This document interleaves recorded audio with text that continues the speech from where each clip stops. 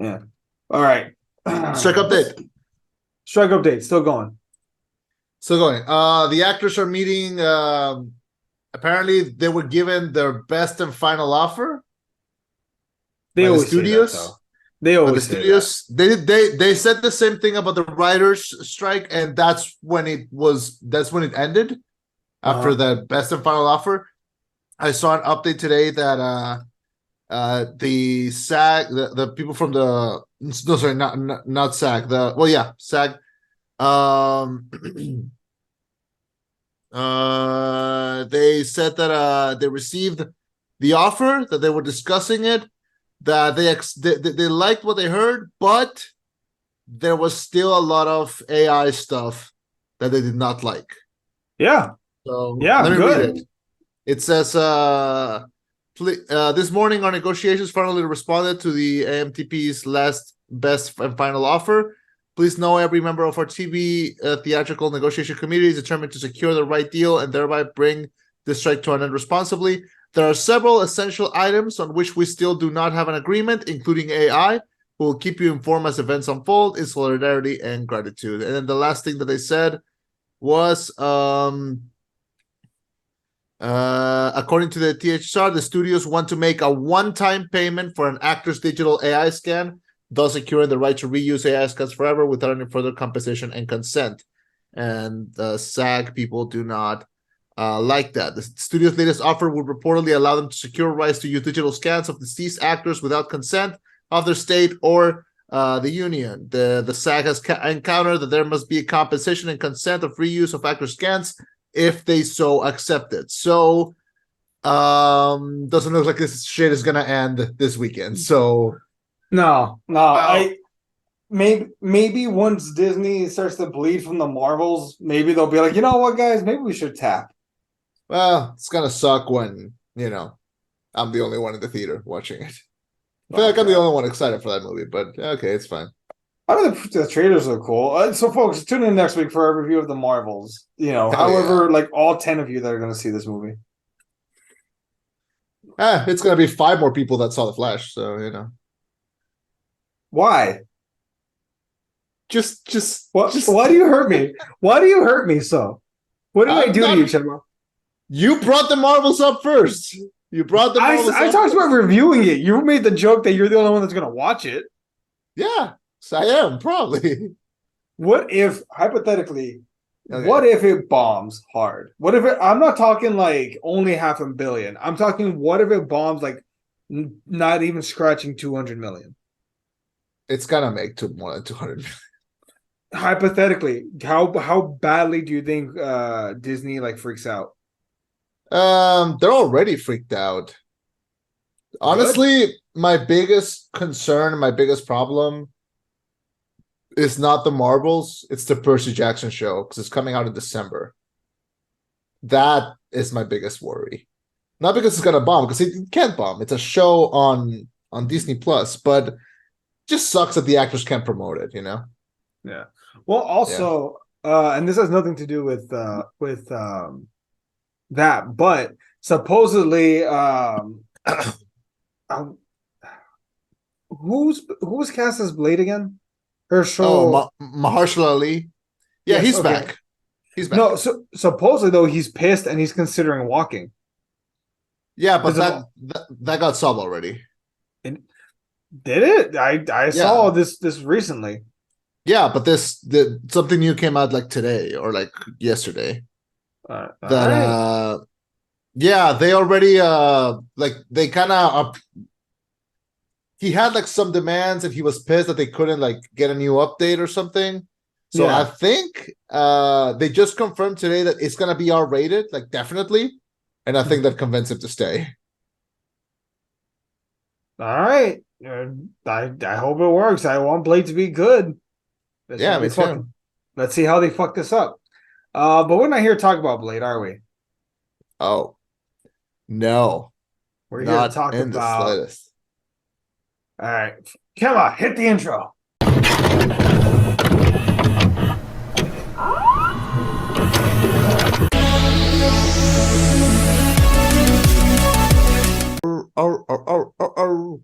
People will get it. Five Nights at Fred. That's not the intro. Silly Chema. That's not the intro. Thank you for welcoming us into your headphones. My name is Chema. I'm Freddy. There was ever a time for that joke. Now's the time. Reviewing Five Nights at Freddy's, and this is the rollback. Can you survive the night? Recently fired and desperate for work, a troubled young man named Mike Schmidt agrees to take a position as a night security guard at an abandoned themed restaurant, Freddy Fazbear's Pizza. But he soon discovers that nothing at Freddy's is what it seems. So we have the movie based on the hit video game series Five Nights at Freddy's, directed by indie director up-and-comer Emma Tammy, with a script by Tammy and the creator of the original game, Scott Cawthon. Starring Josh Hutcherson, Piper Rubio, Elizabeth Lale, and Matthew Lillard. This has been a long time coming. This has been a really expected and wanted movie by the fans of the franchise. And the movie has been on development hell for so long that other studios just decided, like, fuck it, we'll just make our own Freddy's movie. And that's how we got things like the Banana Splits movie and Willy's Wonderworld or Wonderland. I forgot what it's called. But anyway, the idea felt lucrative. These were indie darling games that became so popular. And so much money came from this thing that, like, the studios had to know that this thing, however it came out, was going to make money. So all we wished is that it was at least good. So it came out exactly on the 27th, I believe, of October, right at the edge of Halloween. A perfect decision to release that movie on that date by Blumhouse.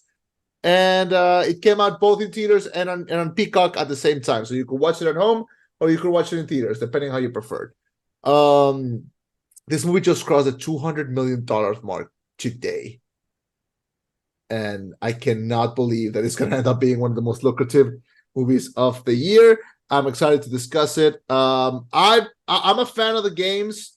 I played. I have a specific story that goes along with the first one. I'll tell you about it later. But I played a few of them, and of course, another lore. Of course, I'm familiar with the fandom. Of course, I've seen the theory videos. Of course, I've seen the Markiplier play-alongs. It's such it has etched itself into fandom and pop culture history, not just because of the game, but because of people's reaction to it. It's such a niche thing, and it's wild that it became a movie already. So I don't know how much of a fan you are of the games or how familiar you are with the fandom. So let me know, what did you think of the Freddy's movie?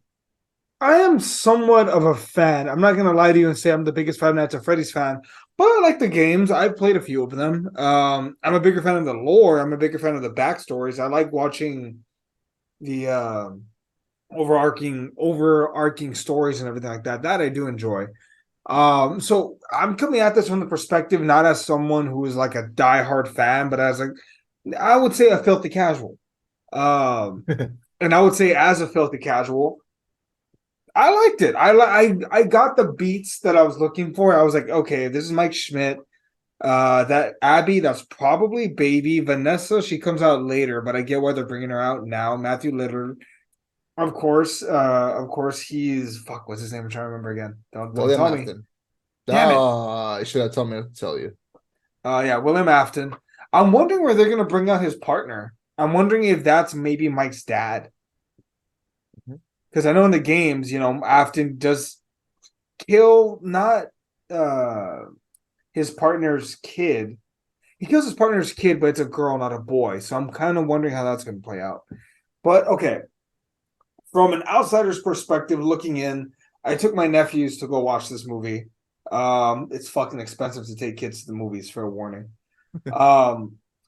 Fucking expensive, but I liked it and they really enjoyed it. And I would say, god damn, this movie was really for the fans. I can tell you right now, Scott Cawthon was famously, he was on set a lot, give him direction, and he had like VIP access to where the production company, everyone that worked was like, hey, if this dude tells you something, you shut the fuck up and you do whatever he says. It goes director, him, in that order, and then everyone else. Scott's very particular with a lot of things, so I think you could tell this movie was a product of love. Yeah. Let me see here. So you're right. It went through development hell. The movie opens with a Freddy's Fazbear. No, it doesn't open with that actually. It opens with Mike Schmidt. After do we open on the flashback or after he got fired? No, we open with him getting fired. Well, we technically open with a security guard getting chased. That's true. That was supposed to be Markiplier. That was supposed to be Markiplier. Yeah. Such a shame that he couldn't make it, but after seeing the box office, they're gonna do a sequel, and he's gonna be in it. Like let's see how the Iron Lung does. Yeah, I'm excited to see that too. Yeah, it starts with Mike Schmidt, played by Josh Hutcherson, who we haven't seen in a while. We haven't seen this guy in a while. You know, he was we kind of saw this guy grow up. You know, doing a lot of movies as a kid, like Mission Terabithia and Zathura and Journey to the Center of the Earth and things like that. I forgot about Zathura. That's such a good one. It's such an underrated little movie, and he's been in so much stuff. You know, of course, he was in the Hunger Games as a younger adult, and he kind of went away. The last time that I saw him was in he was in The Disaster Artist, the movie about the making of The Room. Oh, I forgot about that. Yeah, we all did, but he was there, and it's kind of cool that in the same year we got both Josh Hutcherson and Jennifer Lawrence and the Hunger Games back. Like, I think it's so random that we're gonna get them all back in the same year. But I'll take it. Yeah, it's very weird, but it's cool. I think he's perfect for a role like this. Like because he's always played very likable characters. And in this one, he's not an asshole, but you can tell that he's tired of getting beaten down. You can tell he's tired of not winning. And I would say life has kicked the shit out of this poor guy. Yeah, and you can see how that has made him like a little bit of a cynic, and how he's single targeting one thing, which is trying to get into his own dream, using dream theory to understand who stole his little brother. The movie's gonna be split into two parts. One, which is the Freddy Fazbear's animatronic lore and all that, and the other half is the story of Mike and the stealing of his brother, and he's trying to get into his dream, and the custody battle for his sister. And this could almost be two different movies. Yeah. It's really weird because so Emma Tammy, who's a director, she's directed these indie films like Blood Moon and Delivered and The Wind, and they're very dialogue focused, but also very quiet. Like, there's not a lot of background music, and you can see that she injected a lot of that into this, because there's not a lot of music. There's not a lot of score in the movie, and there's a lot of quiet moments, like him trying to get his sister to eat, or there's a great scene with him and Vanessa sitting by a river talking, and everything that they're saying we know already, but seeing them talk about it and just being guided by their facial expressions, it's such a force to be seen. It almost I feel like if you showed someone that clip of the two of them talking by a river, and you told someone like, hey, this is from the Five Nights at Freddy's movie, people will be like, you're shitting me. Like, what is that? Yeah. So that's why I was concerned. While watching this, I was concerned, like, oh my God, what if I don't want people to go like, oh my God, get to the animatronics already. I wanted those scenes to be engaging, and luckily they were, because they were carried by good actors. And I would say not a lot of dialogue, but the silence and the quietness really made the scenes that were very loud later hit much harder, which I think is the point of the game also, because the game is also a lot of quiet and a lot of silence and a lot of background noise. So when it does hit you with a loud noise, it's effective. Yeah. You know what's one thing that's odd? A lot of the critics criticize the lack of animatronics. That's the exact wording from several reviews. Oh, Yeah. I paid for the animatronics and I barely got to see them at all. And so I was worried leading into this movie when I went to take my nephews. I was like, oh shit, what if like they're only there for like the third act? Mhm. No, no. I would say the animatronics from Freddy, Bonnie, Chica, Foxy, and the Cupcake, they're all there a lot. Like there are co-stars in this film. Very clearly, it's about Mike Schmidt and like his issues. But the animatronics are front and center. It's not a Jaws situation or like a Godzilla 2014 situation where we get blue ball the entire time and we barely get to see them in action. No, from the fucking get-go, we get them. I don't understand a lot of the negative criticism of this film I think this movie was not made for for. critics. I No, mean, and I very much agree. not. There's fan service in this. Fucking Matt Pat is in this. Oh yeah. The I have a first theory, time, actually. yeah, when he goes, it's just a theory. I'll be honest,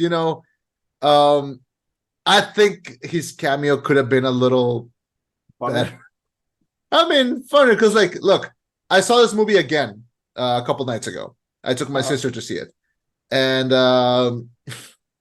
when I think the core audience of the movie already went to see it, and because when I saw it again, like a full week and change after it came out, when MatPat came out, nobody was shocked, nobody gasped, nobody laughed. Like people were actually confused.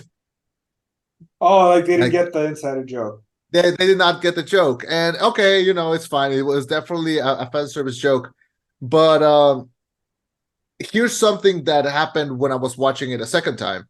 Um, by the time I think it was the second or the third night when Mike and Vanessa are walking in through Freddy's, and she's showing him the animatronics and stuff. There's and he's kind of walking around. My sister kind of turned to me and went like, "How was this a game? Like, what did you do in the game?" Mm-hmm. And it kind of hit me like, "Oh, yeah." To someone who doesn't know, like this is they're gonna be not confused, but like, wait, how does this work? Uh, And and it happened also like the first time that I saw it, I turned to my friend that I went to see it with, and she said, kind of weird that there were no animatronic jump scares, like how the game is. mm, And I went, you're so fucking right. Like there's no like the jump scares that we see are like usually from the balloon boy figure that Mike yeah. always ends up like turning around, or the cupcake. There's a scene where like it jumps into one of the robbers. But you're so fucking right. Like there's no scene which is a trademark of the game, where like somebody is watching the cameras and like puts them down and like there's the thing in your face. So Yeah. random that like that's like the most memorable thing about the game, and it's not there. Yeah. Um, You know what I Nikki brought up? Oh god. yeah. What is she brought up? She just mentioned how like it would have been she would have liked it more if they had a scene where maybe they're jumping through the security cameras, like going back and forth. Yeah. Like almost like it looks like in the game. Like she mentioned that. Like you're right. It would have been better if they incorporated some of that, just a little bit of it. But no, I'm sorry, you were saying? Well, there's like a few moments where like we do see the cameras and they have the same angle and they have the same. There's even a moment where like one of the robbers is looking at the cameras and we can see like Bonnie and Chica kind of like turn, kind of looking at the camera, and it looks dead on, like out of the game, and that is cool. But I don't know. I feel like we've advanced so much beyond jump scares that Yeah. I don't know. It's random, but they're kind of missing in something like this. We gotta talk about those animatronics though. Like they got They the function. yeah, not only they function, but they got what are they called? The People who Muppets. made the Muppets. Yeah, what are they called? Um They're not Imagineers. Puppeteers? it's called what are they called? God, I feel so stupid not knowing this. The Jim Henson Company. Yes. Oh, okay. So they got the Jim Henson Company to make the actual animatronics, and they move and Jesus Christ, you're so right. They show them and they show everything, and you can see them and the colors and everything. They look dead out of the game. They look great. This things, it's gonna be so weird when they finish filming and they have to put them away in a vault.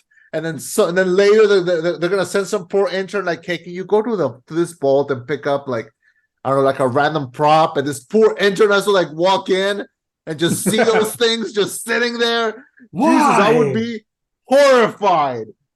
They look amazing. They are the stars of the show. There's a reason why the posters of the movie only have them in the posters. Yeah. They did not sell this on Josh Hutcherson.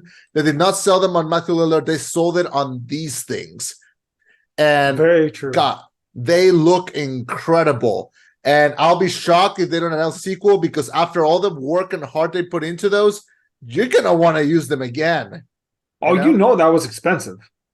You know that was expensive, because this movie was not with $25 million to make it. Just 25 million. After being in development hell for so long, they probably had like a very expensive thing they were working on and decided to just scale back, go back to basics. Chris Columbus was going to direct this originally. I think they dodged a bullet. You think so? Chris Columbus? Yeah, you don't want the director of the first 2 Harry Potter movies to direct this? Okay, yeah, that Chris Columbus. Yeah, no, dude, I think he would have been the wrong choice for this completely. I'm like, are we thinking of the same guy, the dude that directed the first 2 Harry Potter movies? Because that's a bad call if he would have directed it. It would have been weird, but I feel like he's attached to everything at some point, and he hasn't done anything in a while. Like the last thing he did was the Christmas Chronicles 2, and before that it was Pixels, like 5 years before. Like, we haven't seen this guy in a while, and I know he was working on this for a bit, and I don't know, man. I feel like Chris Columbus in the 90s would have been great for something like this. But no, this needed to be raw, and I think giving it to an indie director was a good idea. I completely agree, because man, I look at his filmography, and I genuinely think he would have been the wrong guy to go with. Yeah. Like every way. He's attached to everything at some point, but yeah. So Emma Tammy directs this, and I think she finds a good balance between the Fazbear side and the Mike Schmidt side. I will be honest. I think she should be brought back for the sequel. I think it's her franchise, and I think she should lead it 100%. 100% agree with you there. However, I think if a sequel is made, if you decide to do a prequel or a sequel, because the games technically are all prequels of each other, I would like the next one to be focused more on the animatronics than on the human side, if I can be honest. I'm gonna be honest with you, man. Yeah. I don't see that happening. Do you think it's gonna be like again half and half, or you think they're gonna focus more on the human side in the next one? I think it'll be split about what it is now, because I think in this film, maybe they can't do it twice. I think in this film they found a very good balance between the human story and the animatronics and the horror and the murder. I think they're going to dive more into Matthew Lillard's character, into William Afton, and why he committed the murders. I think they're going to dive more that way. I'll agree with you there. Mm-hmm. But you can't support the entire film strictly off animatronics. I don't think you can. They don't talk. They're victims. They can be horror. They can be Jason-centric. It's kind of like a Godzilla movie. No one goes to watch a Godzilla movie for the fucking human characters. They go to watch Godzilla. There has to be a balance, though, because you can't watch Godzilla destroying shit for 2 hours. Eventually, you get bored. You would get bored. I mean, the general you wouldn't get bored. You wouldn't get bored. The general would public not get bored. The general public would. I wouldn't. Yeah. I'm set to watch about 4 different Godzilla projects in the next 6 5 months? Not even 5 months. I already got my tickets for Godzilla -1. You already got it? Yeah, already got mine. I asked Nikki if she wanted to go. She said, "No, you're good." So that Monarch, What else? What was the other one? What was the other one? Godzilla X Kong, the New Empire. Yeah. I'm eating good for the next couple. I already watched Godzilla versus Megalodon. No, And they just released a short movie. Godzilla versus um, something. did you see the Apple TV show that's Megalon. coming out as well? Yeah, Monarch. Yeah, that's the one I Oh, that's mentioned. Monarch. Yeah. Yeah, Monarch Um, Legacy of Monsters. yeah. Yeah, you're not gonna get bored of that shit. But look, I I'm wouldn't, the but the guy. general public would. Look, I'm the guy that kept pushing and pushing for the Planet of the Apes movies to go more ape-centric than human-centric. And I'm not saying they listened to me, but I'm saying they started doing it. And guess what? They became better. Okay. Yeah, but apes are borderline humans. We can read their emotions. I don't But want to sympathize with the fucking animatronics. I'm sorry, I don't want that. they're children, Eddie. They are victims. I mean, yeah, you're not wrong. They are victims. I'm not gonna lie to you there. Yeah. I mean, it's gonna be interesting the decision that they make. I don't think I don't think they're gonna bring Hutcherson back for another one. I think as good as he was in this, I think his arc is finished. And definitely Lillard. Lillard already said that he signed three for 3 movies, so he's locked in. And as we know, he always comes back. He will definitely come back. I don't think Lillard's done. I mean, not Lillard. I don't think Hutchinson's done. I think he'll be back in the sequels because it's up to him to take down Afton. Like, I think he's gonna be our main protagonist. I think it's gonna be up to Vanessa though. That's her daughter. Teamwork makes the dream work. Maybe. We haven't talked about her. What do you think of Elizabeth Lale as Vanessa? You know, it bugged the shit out of me that I couldn't place her until I was like, oh, she was the victim in You. There you Yeah, go. she was. It Yeah, she was. bothered the shit out of me. I liked her. I thought she was good. Not gonna lie, she kind of annoyed me just a tiny bit with her flip-flopping of like, oh, just be cool. Don't go there. Well, you can leave, but he's my father. But like that did bug me, but that's not the actress's fault. Mm-hmm. I would say that maybe the only weak spot in the film is that like shit writing where I'm like, you're telling him what to do. You're telling him where to go. Like you're enabling this. Yeah, I think from the get-go you're supposed to like see her and not trust her immediately.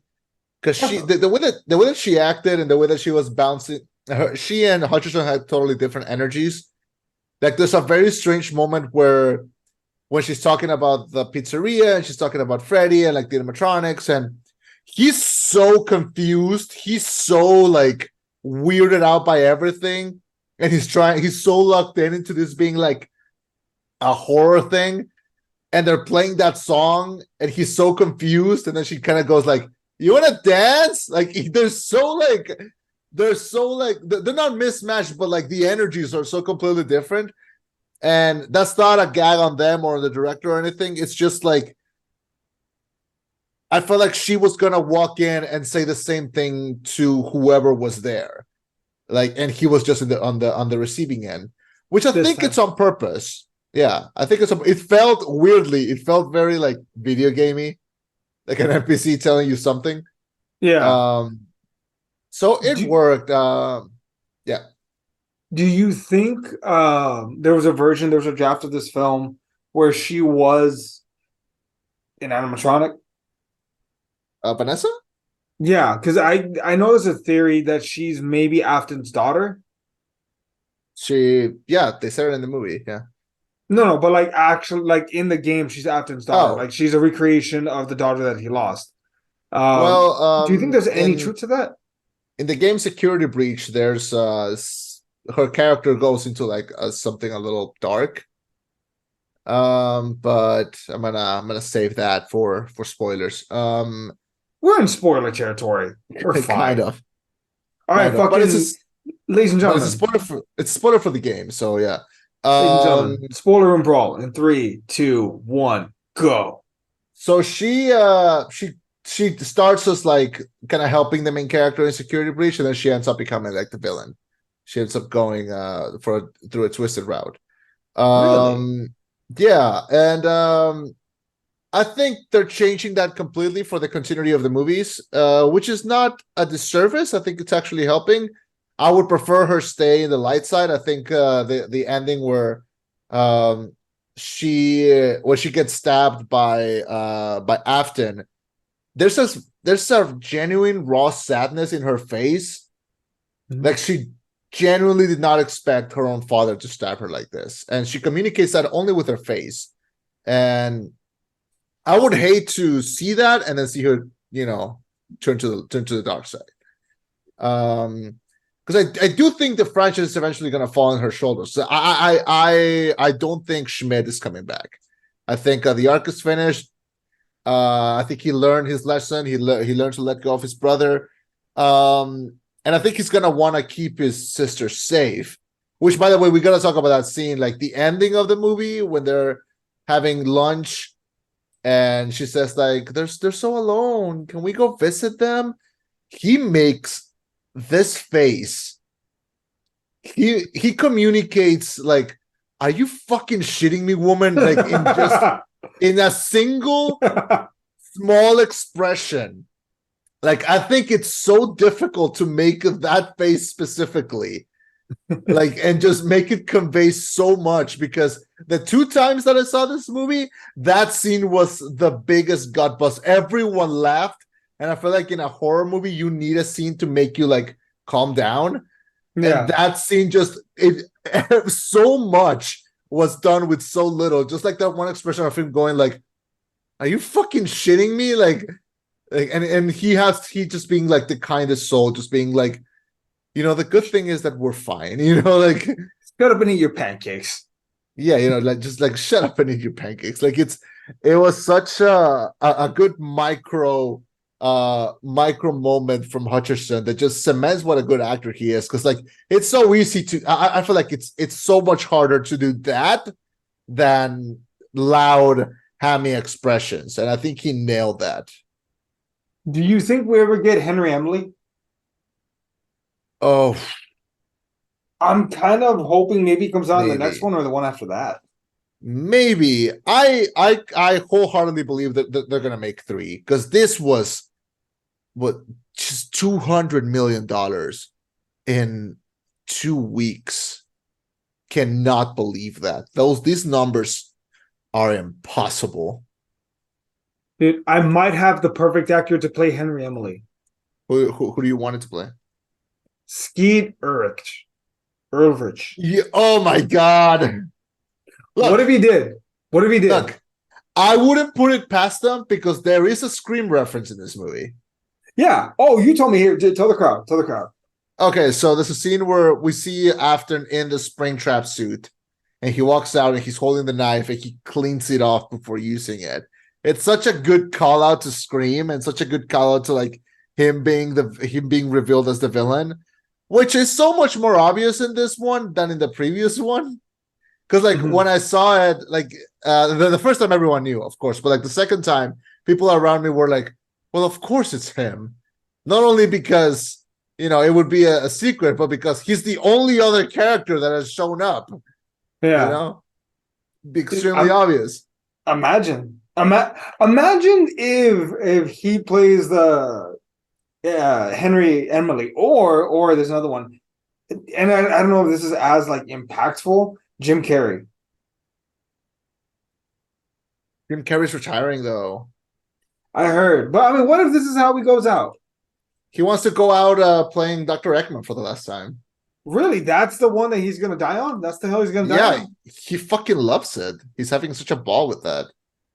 But I thought he was done playing Eggman. Like, he's not coming back for the sequel, is he? No, he is. Yeah. He's coming back for part 3? Definitely. No, it's not confirmed. He said that he wanted to retire after doing Sonic 3. Ben Schwartz, Shadow the Hedgehog, Tails. They haven't even cast Shadow. Like it's gonna take a bit for all that to come out. Huh. Also the second one like barely came out like last year? Yeah. And they're doing a fuck. Did you heard they're making a Knuckles show for Paramount Plus? I heard about that. can we stop? Can we stop doing like shows for movies for shit? Like Jesus Christ, it's getting annoying. I mean, they need money, man. Fucking Yeah, because who's gonna spend money for Paramount Plus? exactly. Fucking Yellowstone's coming Yeah, to an end. They need that sweet, sweet kid money. yeah. Jesus Christ. But anyway, coming back to Five Nights at Freddy's. Well, we touched on Josh Hutcherson, we talked on Lillard. Lillard was great for the few scenes that he has like 3 scenes. He's great in all of them. I Perfectly really do cast as think Afton. they're gonna expand him more in the future. Definitely, because I think as menacing as he was in this one, and also the Springtrap suit looked incredible. Like, god damn, that was some incredible practical effects. Um, I think he's made a career, like we know him from Scream and Scooby Doo and all these things, but he has one of the wildest filmographies ever. Between Scream and Scooby Doo and fuck the. Did you ever see the movie The Descendants I'd have to see the screen scene. with George Clooney? I know that. I know of it. Is he the one that his wife has the affair with? Yes. Ooh, that's gotta hurt. Yeah, so the movie, like they mentioned, like, oh yeah, his wife is having an affair, but when George Clooney finally meets him, like he opens the door to the house and he's there, and you see that that's who he's been cheating with. People have one of two reactions. The first one is usually like, really, you cheat on George Clooney with Matthew? Like, really? And the other reaction is, man, I totally get it. Like like. He's so charismatic. Have you ever seen the videos of him at conventions? I have not. I know he's a great guy. I know that's easy. Yeah, Man. I mean, no, it's not just that. This man is 6'3". Okay, he towers over everyone at conventions, and he looks. I don't know how this makes sense. He looks like he gives the best hugs. Like, I don't know if that makes sense, but like. He seems like such a nice, sweet guy. So the fact that he's made a career out of playing so many deranged people, it's amazing. So it You know what just I gives love? him a credit of how He good of an actor voices he is. Shaggy so much. Oh yeah, he stayed on after he played in live action. Yeah. I'm really glad he was not in Velma though. That show was a piece of shit. Oh. Thank God. Yeah. Which yeah. selfless plug, by the way, ladies and gentlemen, you'll be able to find out how I rewrote the entire Velma series very soon. Go check out our YouTube channel. Yay. All right, coming back to Five Nights. What else? What else do you want to discuss about it? I just think, man, it caught so much shit, and I don't think it deserved it. I think it was a good movie, possibly great. It's a solid B in upper scale. It did not deserve the critical backlash, but luckily, like fan response and audience response has been a lot more favorable. Critics panned it. The average audience score is an A minus. Mm-hmm. Like, no, good movie. Can't wait for the sequel. You? I think this movie's gonna do something. It's gonna change the paradigm of how people see critic reviews, and I hope it's for the better. I had a good time with it. I cannot sit here and pretend that it's perfect. There are things that I don't love about it, but I did have a good time with it. I did win with the barometer that, like, you know what, if it gives the fans what they want and it gives me good practical effects, I'm gonna be happy. It gave me both, so I can't really complain. I gave this a 3.5 out of 5. Of course, I'm excited for the sequel. Of course, I would see a sequel. I would rather see a sequel to this than, not gonna lie, a lot of movies that came out this year. So yeah, I hope it becomes in the same way that the games became a huge franchise. I hope the movie came out as well. It's sitting somewhere between like the late 10s on my top ranking of the year. It's like above Saw 10, but like under Oppenheimer, so it's somewhere around there. Had a blast. Yeah. No, that was it. Yeah. No, I was just gonna agree with you. Like, no, it's not. By no means is it a bad film. You know. Yeah. But it's definitely good. I don't think it'll be on my top 10, but me neither. better. But but it's definitely a movie that I'm gonna remember from this year. And when the sequel comes out, I'm gonna be there opening night because I had a blast. I mean, definitely, I agree with you there. Mm-hmm. All right. Did you score it? Yeah, B plus. B plus. B plus is definitely positive. All right, so that should cover everything regarding the Five Nights at Freddy's movie. Thank you so much for joining us. You can find our show on iTunes and Spotify and YouTube, and you can find smaller video reviews on the YouTube channel as well, done by one Mr. Eddie Luna when he had his longer hair. Thank you so much for joining us. Next week we are doing the Marvels. The Marvels. And yeah, we'll talk about that when we get to that. Thank you so much for joining us. My name was Chema. I've been Eddie. And this was the Rollback. Signing off with a reminder to work the days. Don't work nights. You don't have to. Only work your 40 hours, kids. Never work more than that. God, I wish I worked 40 hours. Anyway, thank you so much. Good night. Bye, everyone.